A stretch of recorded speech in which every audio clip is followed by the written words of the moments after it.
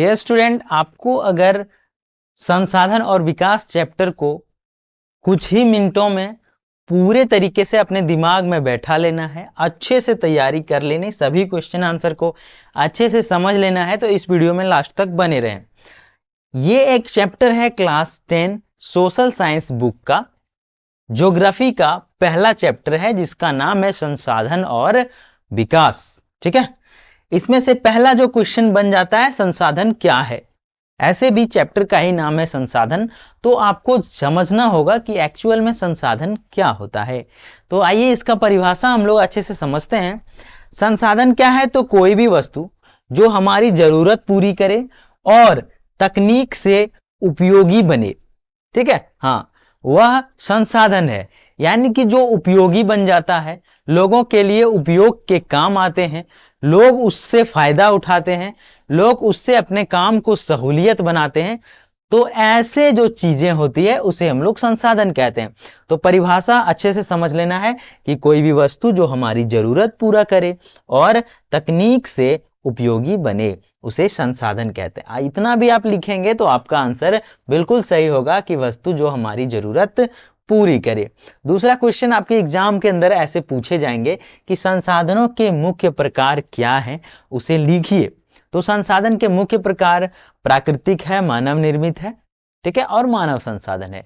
तीन टाइप के संसाधन आपको याद कर लेना है अच्छे से। पहला प्राकृतिक संसाधन, दूसरा मानव निर्मित संसाधन और तीसरा मानव संसाधन, माने कि खुद मानव। ठीक है, तो पहला ये जो प्राकृतिक ने बनाया, जैसे जल, वायु, भूमि, वन और खनिज, ये जो संसाधन है इसे कहते हैं प्राकृतिक संसाधन, चूंकि इसे प्रकृति ने बनाया। दूसरा है मानव निर्मित संसाधन। एक्चुअल में ये जो है वो प्राकृतिक चीजों को मोल्ड करके, प्राकृतिक चीजों का उपयोग करके अपने सहूलियत के हिसाब से बनाकर आदमी क्या करता है, उसका उपयोग करता है, तो उसे कहते हैं हम लोग मानव निर्मित संसाधन। जैसे सड़कें, पुल, भवन, मशीनें, उपकरण आदि। सड़कें, जमीन तो प्राकृतिक का ही यूज किया है, लेकिन उसमें कुछ वो चेंजेस करता है और सड़क को गाड़ी चलने लायक बना देता है, उसे हम लोग कहते हैं मानव निर्मित संसाधन। जैसे सड़कें, पुल, भवन, मशीनें, उपकरण आदि हमने पढ़ लिया। अब आता है तीसरा पार्ट का नंबर, जिसका नाम खुद है मानव संसाधन।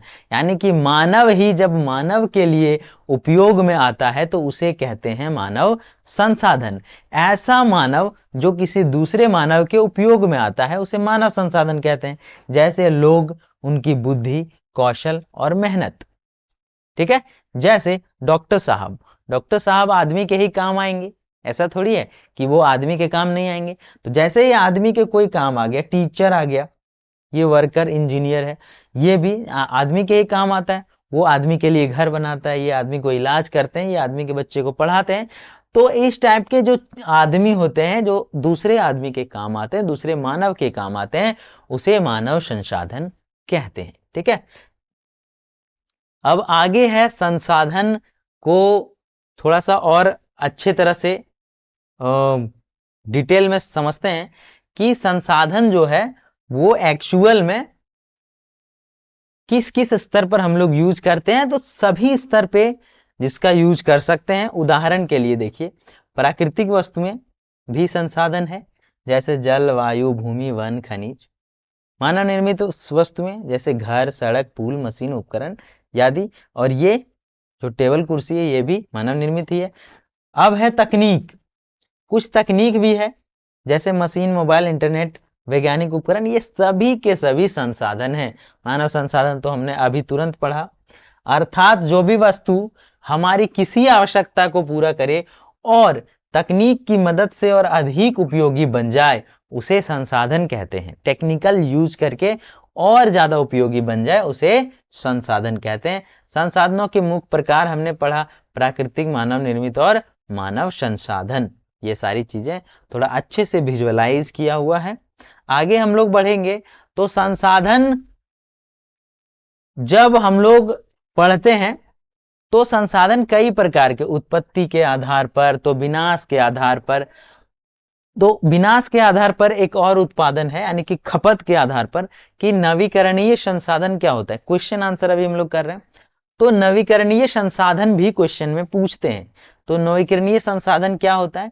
तो जो बार बार बन सकते हैं उन्हें नवीकरणीय संसाधन कहते हैं। इसे एक और परिभाषा समझ लीजिए कि जिसका नवीनीकरण किया जा सके, मतलब एक बार यूज किए और फिर से उसका यूज किया जा सके। कैसे भाई? तो हवा का यूज किए, ऑक्सीजन अंदर गया, वहां से हमें एनर्जी दी, ग्लूकोज के साथ रिएक्शन किया और फिर बाहर कार्बन डाइऑक्साइड बना, बाहर फिर पेड़ पौधा कार्बन डाइऑक्साइड लिया, फिर उसे ऑक्सीजन बना दिया और फिर हमने लिया। मतलब इसे बार बार हम लोग यूज कर पा रहे हैं, इसीलिए इसे कहते हैं नवीकरणीय संसाधन। लाइट, रोशनी, ठीक है, हवा बहता है और उसमें हम लोग पंखा लगा दिए और वो हवा पंखा को घुमाया और एनर्जी मिल गया, तो वो हवा जो यूज में आया हमारे लिए वो नवीकरणीय संसाधन हो गया। कैसे? हवा एक बार उधर गया और सर फिर इधर से घूम घूम के आया और फिर ये पंखा दोबारा घुमा दिया, नवीकरणीय हो गया। आप लोग को पता है कि हवा जब गर्म होता है तो ऊपर जाता है, फिर ऊपर जाके उधर जाएगा, जिधर ठंडा रहता है फिर नीचे आता है, फिर ऐसे जाता है। तो ये सारा जो सर्कल है, ये जो चीजें हैं, इसे बार बार हम लोग यूज कर सकते हैं, उसे कहते हैं नवीकरणीय संसाधन। उदाहरण के लिए देखिए, पानी चक्र द्वारा बार बार बनता है और बर्फ बनता है, भाप बनता है, हवा बनता है, पानी बनता है, बादल बनता है। जैसे पानी कैसे हो जाता है? सबसे पहले बरसता है, फिर भाप बनता है, ऊपर जाता है, फिर बादल बनता है, फिर बरसता है। हवा प्राकृतिक रूप से लगातार बनती रहती, बहती रहती है, ठीक है। हाँ, कभी कार्बन डाइऑक्साइड बना, फिर ऑक्सीजन बना, कार्बन डाइऑक्साइड बना, फिर ऑक्सीजन बना, ये चक्र है। सूर्य की ऊर्जा कभी समाप्त नहीं होती, मतलब इसे बार बार हम लोग यूज कर रहे हैं। वन, पेड़ पौधे समय के साथ दोबारा उगाते हैं, तो इसे भी नवीकरणीय के अंतर्गत रखा गया है। समुद्र की लहरें जाएगा फिर वापस आ जाएगा, तो इससे भी हम लोग एनर्जी बनाते हैं, इसे ही नवीनीकृत होते रहता है, यानी कि लहरें लगातार बनती है और नवीनीकृत होती रहती है, इसे ही हम लोग नवीकरणीय संसाधन कहते हैं। मिट्टी प्राकृतिक प्रक्रियाओं से फिर बनती है और फिर खत्म होता है, तो ये सारी चीजें नवीकरणीय संसाधन के अंतर्गत आते हैं, ठीक है। यानी कि नवीकरणीय संसाधन वो संसाधन हैं जो प्रकृति द्वारा दिए गए हैं और यह हम लोगों के लिए एक अमूल्य उपहार है जो हमारे जीवन को लगातार बनाए रखता है और अच्छी अच्छी चीजें हमें देते हैं। अब है अनवीकरणीय संसाधन। क्या है भाई? संसाधन दो प्रकार के, नवीकरणीय, अनवीकरणीय। कैसे? तो खपत के अनुसार या विनाश के रूप से, ठीक है, या विनाश के अनुसार जो खत्म हो जाते हैं और कम समय में फिर से नहीं बन पाते, उन्हें अनवीकरणीय संसाधन कहते हैं। मतलब जिसका नवीनीकरण नहीं हो सके, जो तुम बार बार यूज नहीं कर सके, जो खत्म हो जाते हैं। जैसे कोयला एक बार जला दिए, हवा में फुस होके धुआं उड़ गया, कोयला खत्म, ठीक है। पेट्रोलियम, गाड़ी चलाएं धुआं धुआं ऐसे हुई हुई करके पेट्रोल अपना निकाल के धुआं उड़ाया, पेट्रोल खत्म हो गया, तो पेट्रोलियम। यानी कि वाहन चलाने और उद्योग में ईंधन के रूप में उपयोग किया जाता है, लेकिन बाद में खत्म हो जाता है। प्राकृतिक गैस, एक बार खाना बनाए खत्म। खनिज, कोई भी मिनरल्स है उसको एक बार यूज कर लिए तो वो फिर दोबारा नहीं मिलने वाला है। परमाणु ईंधन, ठीक है, वो भी एक बार जल गया, परमाणु इधर उधर हो गया, खत्म। यूरेनियम जैसे पदार्थ बहुत सीमित हैं और ऊर्जा उत्पादन में उपयोग होते हैं, लेकिन वो बार बार यूज नहीं कर सकते हैं, तो ऐसे संसाधन को हम लोग कहते हैं अनवीकरणीय संसाधन। इन संसाधनों का सीमित भंडार है, इसलिए हमें इनका उपयोग सोच समझकर और बचत के साथ करना चाहिए। अब है सतत विकास, जिसको सस्टेनेबल डेवलपमेंट कहते हैं, वो क्या है? ठीक है, तो वर्तमान जरूरत पूरी करते हुए भविष्य को नुकसान न पहुंचाना क्या कहलाता है?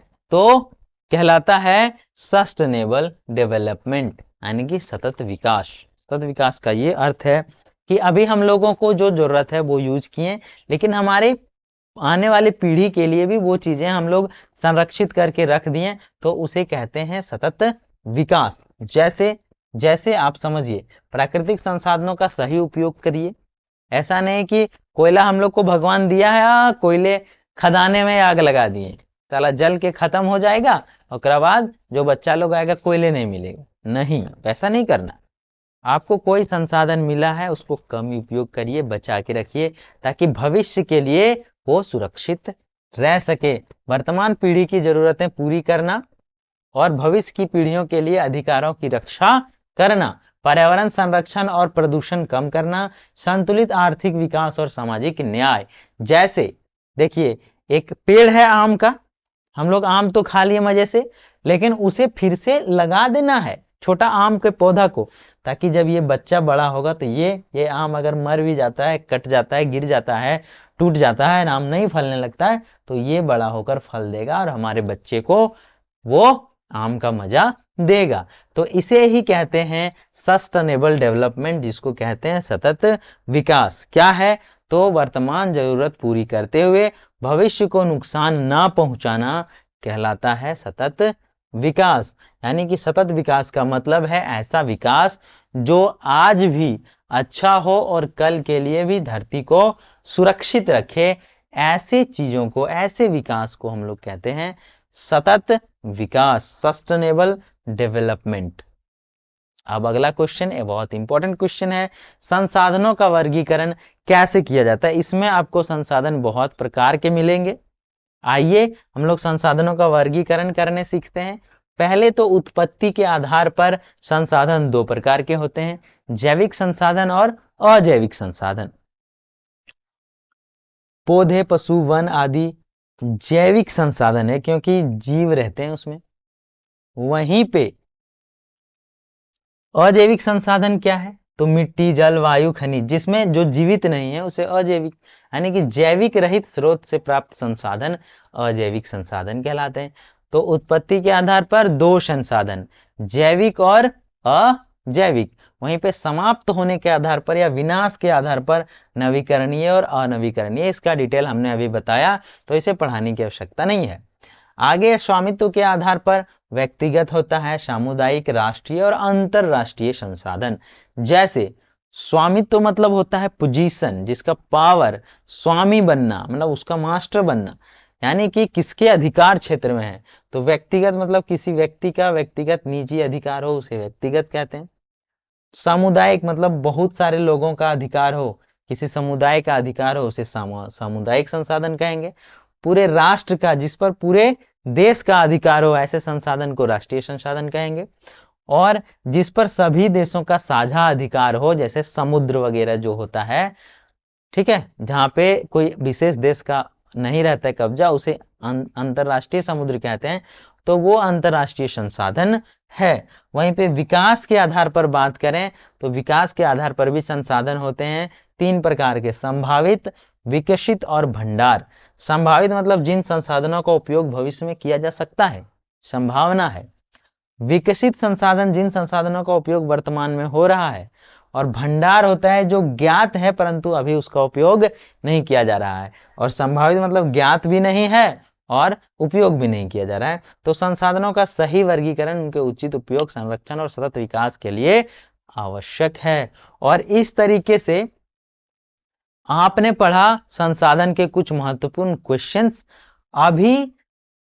अब हम लोग संसाधन का महत्व पढ़ेंगे, लेकिन वो नेक्स्ट वीडियो में पढ़ेंगे क्योंकि वीडियो थोड़ा लंबा हो जाएगा। तो अगर अभी तक वीडियो अच्छा लगा हो तो लाइक कर दें। नेक्स्ट वीडियो में हम लोग संसाधन का महत्व पढ़ेंगे। अगर आपका कोई फ्रेंड, दोस्त, यार, मित्र हो जो क्लास 10 की तैयारी कर रहे हैं तो उन्हें भी शेयर करें। अगर आप चैनल में नए हैं तो सब्सक्राइब करें और बेल आइकन भी प्रेस करें। मिलेंगे नेक्स्ट वीडियो में, तब तक के लिए टेक केयर, बाय बाय।